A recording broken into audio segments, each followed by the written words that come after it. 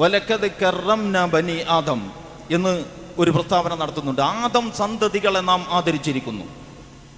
ഈ ആദരവ് ജാതിയും മതവും നോക്കിയിട്ടുള്ള ആദരവല്ല. അവിടെയാണ് ഒരു ജൂതനായ മനുഷ്യന്റെ ജഡം കൊണ്ടുവരുമ്പോൾ ഇരിക്കുന്നിടത്ത് നിന്ന് പ്രവാചകൻ എഴുന്നേൽക്കുന്നത്. അപ്പോഴാണ് ഇത് വിശ്വാസിയാണെന്ന് കരുതിയിട്ടാണോ ഈ എഴുന്നേൽക്കുന്നത് എന്നറിയാതെ ഒരു അനുചരൻ പ്രവാചകനോട് അതൊരു ജൂതന്റെയാണ് എന്ന് ശ്രദ്ധയിൽപ്പെടുത്തുന്നത്.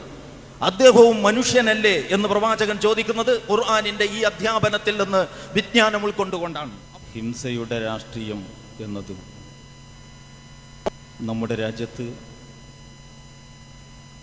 ഒരുപാട് വീടുകളെ തീരാ കണ്ണീർ കയത്തിലേക്ക് തള്ളിവിട്ട,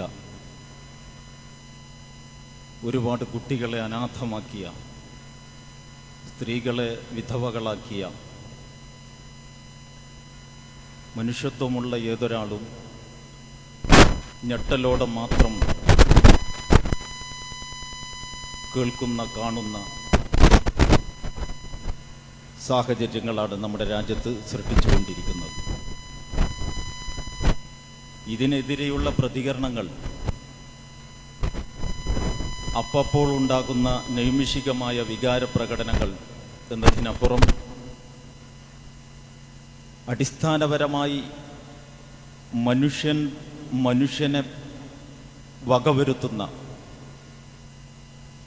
ഈ അവസ്ഥക്ക് അറുതി വരുത്തുവാൻ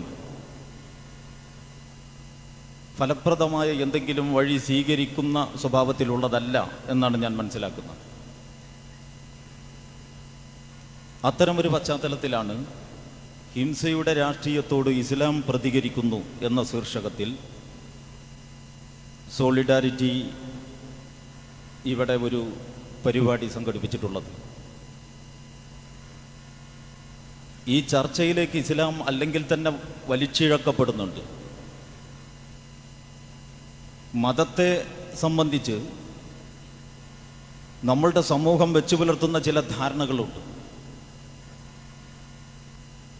നമ്മുടെ ഇടതുപക്ഷ സുഹൃത്തുക്കൾ, CPM ഉൾപ്പെടെയുള്ള ആളുകൾ മതസമൂഹങ്ങളോട് ഞങ്ങൾ സഹവർത്തിത്വത്തിലാണ് എന്ന് ഉയർത്തിക്കാണിക്കാൻ സ്വീകരിക്കാറുള്ള രീതി മണത്തല നേർച്ചയ്ക്ക് വേണ്ട എല്ലാ സൗകര്യങ്ങളും ഞങ്ങളാണ് ചെയ്തു കൊടുക്കുന്നത് എന്നുള്ളതായിരിക്കും. പട്ടാമ്പി നേർച്ച ഒരു വലിയ ഒരു ടൂറിസം പദ്ധതിയാക്കി മാറ്റിയത് സഖാവ് EMS നമ്പൂതിരിപ്പാട് കേരളം ഭരിച്ചുകൊണ്ടിരിക്കുമ്പോഴാണ് എന്ന് മേനി നടിക്കുന്നിടത്തായിരിക്കും. യഥാർത്ഥത്തിൽ എന്താണ് മതം? എന്തിനാണ് മതം? അത് മനുഷ്യനോട് എന്താണ് ആവശ്യപ്പെടുന്നത്? വളരെ ഗൗരവപ്പെട്ട കുറേ ചോദ്യങ്ങളുണ്ടല്ലോ ഇവിടെ.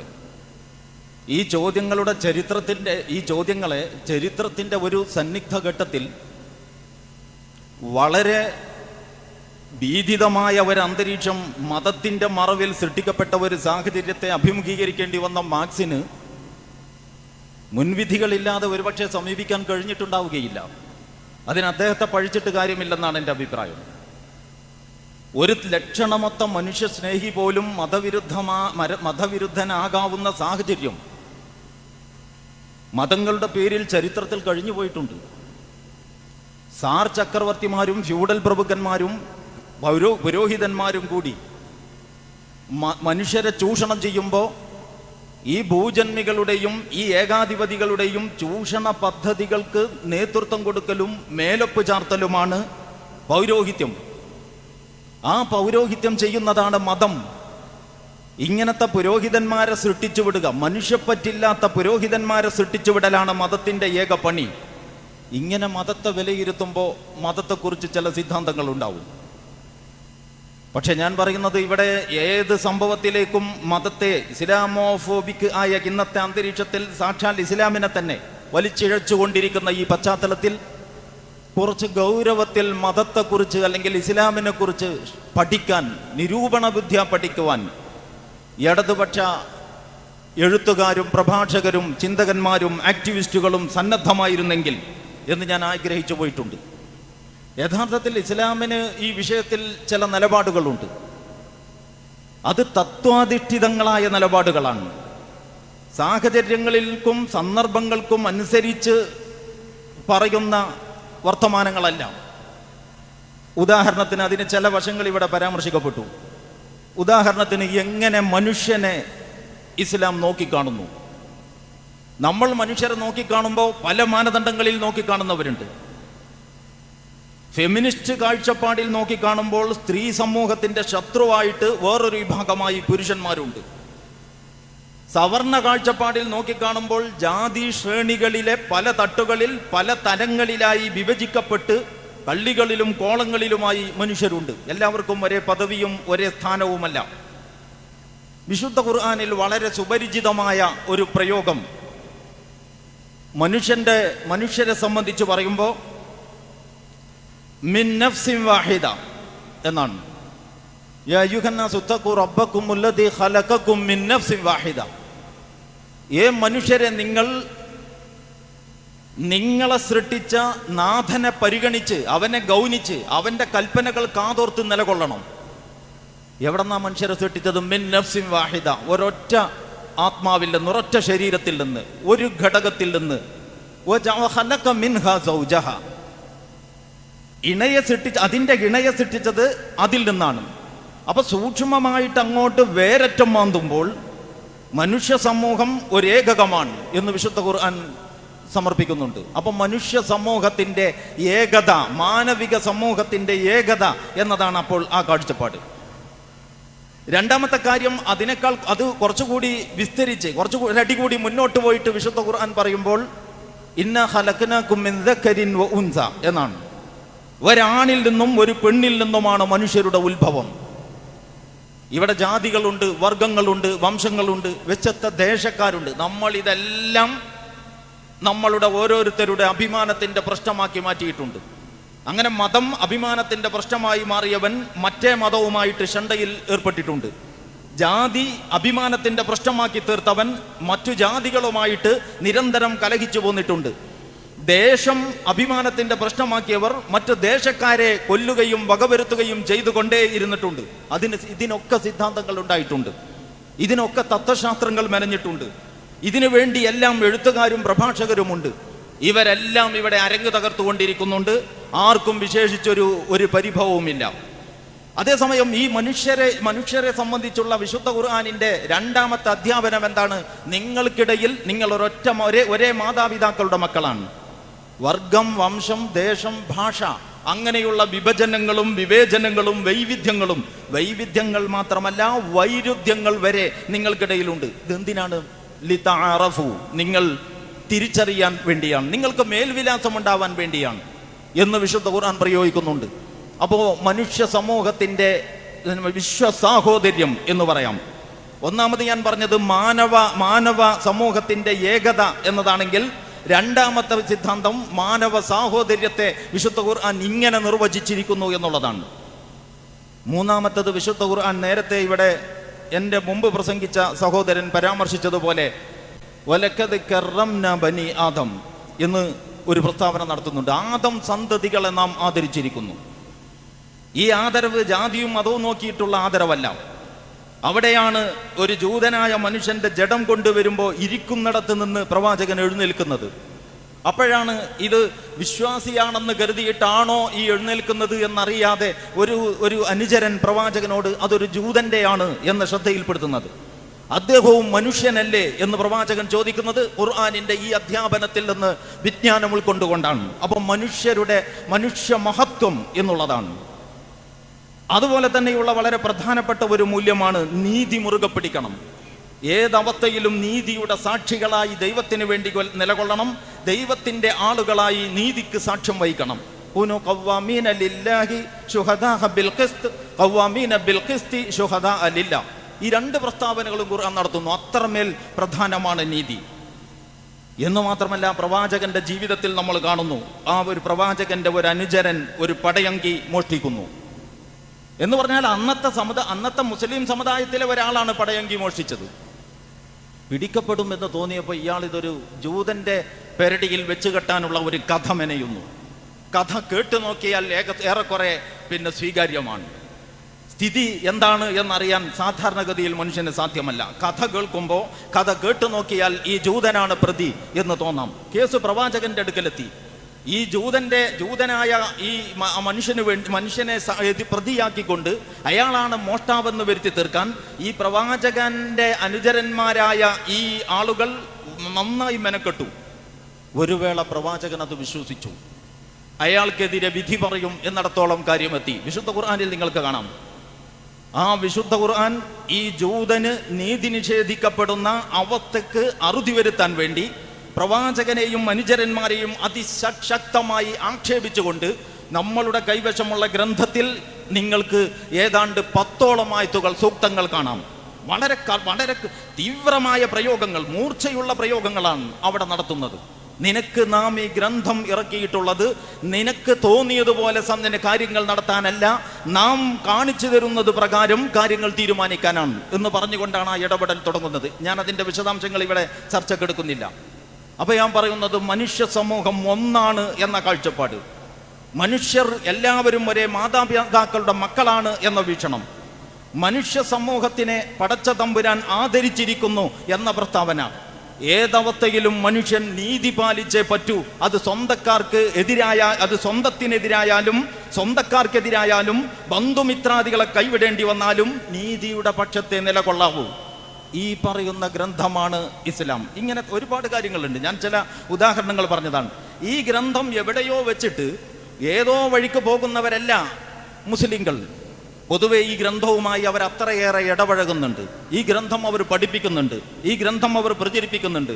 ഈ ഗ്രന്ഥം ഇവിടുത്തെ നിയമവിധേയമായ മാർഗേണ പ്രയോഗവൽക്കരിക്കുവാനുള്ള ആശയ തലത്തിലുള്ള പ്രചരണ പരിപാടികളിൽ വളരെ വ്യവസ്ഥാപിതമായി അവർ ഏർപ്പെട്ടുകൊണ്ടിരിക്കുന്നുണ്ട്. അങ്ങനത്തെ ഒരു വിഭാഗത്തെ ഈ കണ്ടതൊന്നുമല്ല യാഥാർത്ഥ്യം, എവിടെയോ കാണുന്നതാണ് എന്ന മട്ടിൽ കൈകാര്യം ചെയ്യുന്നതിൽ ഒരർത്ഥവുമില്ല. അപ്പൊ ഇങ്ങനെ ഇസ്ലാമിനെ പഠിച്ചവരും പകർത്തിയവരുമാണോ ഇവിടെ ഈ കൊലപാതകത്തിന്റെ ശൈലിയിലേക്ക് പോകുന്നത്? ഇപ്പോ മഹാരാജാസ് കോളേജിലെ സംഭവം എടുക്കാം. അവിടെ നടന്നിട്ടുള്ളത് ക്യാമ്പസ് ഫ്രണ്ടിന്റെ ഭാഗത്ത് നിന്ന് അവിടെ നടന്നിട്ടുള്ള ആ സംഭവം ഈ പറയുന്ന പ്രമാണങ്ങളുമായിട്ട് തട്ടിച്ചു നോക്കുമ്പോൾ എവിടെ നിൽക്കുന്നോ അവിടെ തന്നെയാണ് അതിന്റെ സ്ഥാനം എന്നാണ് ഞാൻ പറയുന്നത്. എന്ന് പറഞ്ഞാൽ അതിന് മതത്തിന്റെ പരിധിക്കകത്ത് എന്ത് ന്യായം ചമച്ചും നിലനിൽക്കാൻ ഒരു നിലക്കും സാധ്യമല്ല. ഈ പറയപ്പെട്ട അധ്യാപനങ്ങൾ താൽക്കാലികങ്ങളായ അധ്യാപനങ്ങളല്ല, ഇത് മൗലികമായ നിലപാടുകളാണ്. ഖുർആനിന്റെ വളരെ ഗൗരവപ്പെട്ട ചില അടിത്തറകളാണ്. ആ അടിത്തറകൾ തകർക്കാൻ അല്ലെങ്കിൽ തള്ളിക്കളയാൻ അത് ഇന്ന സാഹചര്യത്തിലാണ്, ഇന്ന സാഹചര്യത്തിൽ അങ്ങനെയല്ല എന്ന് പറയാൻ സാധാരണഗതിയിൽ ഒരാൾക്കും അവകാശമില്ല. പ്രവാചകൻ മുഹമ്മദ് നബി സല്ലല്ലാഹു അലൈഹി വസല്ലം ആ ഒരു അടിസ്ഥാനത്തിൽ തന്നെയാണ് അതിൻ്റെ വിശദീകരണം പ്രവൃത്തിപഥത്തിലൂടെ നമ്മളെ പഠിപ്പിച്ചിട്ടുള്ളത്. മനുഷ്യനെ കൊല്ലുക എന്ന് പറയുന്ന ഒരവസ്ഥ ഒരു നിലക്കും ഒരു സാഹചര്യത്തിലും ന്യായീകരിക്കാവതല്ല എന്നാണ് ജമാഅത്തെ ഇസ്ലാമിയുടെയും സോളിഡാരിറ്റിയുടെയും സുചിന്തിതമായ അഭിപ്രായം. മനുഷ്യനെ കൊല്ലുക. അപ്പൊ പിന്നെ ആരെയും കൊല്ലാൻ പാടില്ല. സാധാരണ ഇപ്പോൾ ഈ കുറ്റകൃത്യങ്ങൾക്കുള്ള ശിക്ഷാവിധികൾ ക്രൂരമാണ്, അത് മനുഷ്യപ്പറ്റുള്ളതാക്കണം എന്നൊക്കെ വേറെ പണിയൊന്നുമില്ലാത്ത സമയത്ത് നമ്മുടെ സമൂഹത്തിലൊക്കെ ചർച്ച ചെയ്യാറുണ്ട് മനുഷ്യ സ്നേഹികൾ. അങ്ങനെ ചർച്ച ഇങ്ങനെ പുരോഗമിച്ചുകൊണ്ടിരിക്കുന്നതിനായിരിക്കും ഡൽഹിയിൽ നടന്നതുപോലെയുള്ള കൂട്ടബലാത്സംഗങ്ങൾ നടക്കുന്നത്. അപ്പോൾ ഇതേ ആളുകൾ ആ ചർച്ച അവിടെ തൽക്കാലം നിർത്തിവെച്ചിട്ട് അവന് കടുത്ത ശിക്ഷ നൽകണം, അവന്റെ ജനനേന്ദ്രിയം മുറിക്കണം, അവനെ അങ്ങനെ ചെയ്യണം, 4 പ്രാവശ്യം തൂക്കിക്കൊല്ലണം, 40 വട്ടം തൂക്കിക്കൊല്ലണം എന്നൊന്നും പറയാൻ വാക്കില്ല. എന്താണ് ഇതിന്റെ അർത്ഥം? മനുഷ്യർ എന്ന് പറയുന്നത് ദൈവത്താൽ ആദരിക്കപ്പെട്ടവനാണ്. പക്ഷെ ഈ ആദരവുള്ള മനുഷ്യൻ സ്വാതന്ത്ര്യം നൽകപ്പെട്ടവനാണ്. ആ സ്വാതന്ത്ര്യം അവന് ഏതു വഴിയിലും ഉപയോഗപ്പെടുത്താം. അങ്ങനെ ദൈവധിക്കാരിയാവാം. തന്നെ സൃഷ്ടിച്ച തൻ്റെ നാഥനെ തന്നെ തള്ളിപ്പറയാം. തന്നെ സൃഷ്ടിച്ച തൻ്റെ നാഥനെ തന്നെ തള്ളിപ്പറയുന്ന ഒരാൾക്ക് തൻ്റെ സഹജീവിയെ തള്ളിപ്പറയാനോ അല്ലെങ്കിൽ തള്ളിമറിക്കാനോ എന്തെങ്കിലും വിഷമമുണ്ടാകേണ്ട ഒരു കാര്യവുമില്ല. അപ്പോൾ എന്ന് പറഞ്ഞാൽ യുക്തിവാദികളും നിരീശ്വരവാദികളും ക്രിമിനലുകളാണ് എന്നല്ല ഞാൻ പറയുന്നത്. മനുഷ്യൻ സ്വാതന്ത്ര്യം പ്രയോഗിക്കാൻ തുടങ്ങിയാൽ, വഴിവിട്ട ദിശയിൽ സ്വാതന്ത്ര്യം പ്രയോഗിക്കാൻ തുടങ്ങിയാൽ ഏതറ്റം വരെയും അവർക്ക് പോകാം. അപ്പോൾ സ്വാഭാവികമായും സമാധാന പ്രിയരായ ആളുകൾ മാത്രമല്ല മനുഷ്യരുണ്ടാവുക. ക്രിമിനലുകൾ ഉണ്ടാകും, കുറ്റവാളികൾ ഉണ്ടാകും, അധർമ്മകാരികൾ ഉണ്ടാകും, സമാധാനത്തിന് ഭംഗം വരുത്തുന്ന, തകരാറ് വരുത്തുന്ന, സ്വൈരജീവിതം അപഹരിച്ചെടുക്കുന്ന ആളുകൾ ഉണ്ടാകും. ഇവരെ അമർച്ച ചെയ്യാൻ നിയമം നടപ്പാക്കുന്നവർക്ക് ബാധ്യതയുണ്ട്.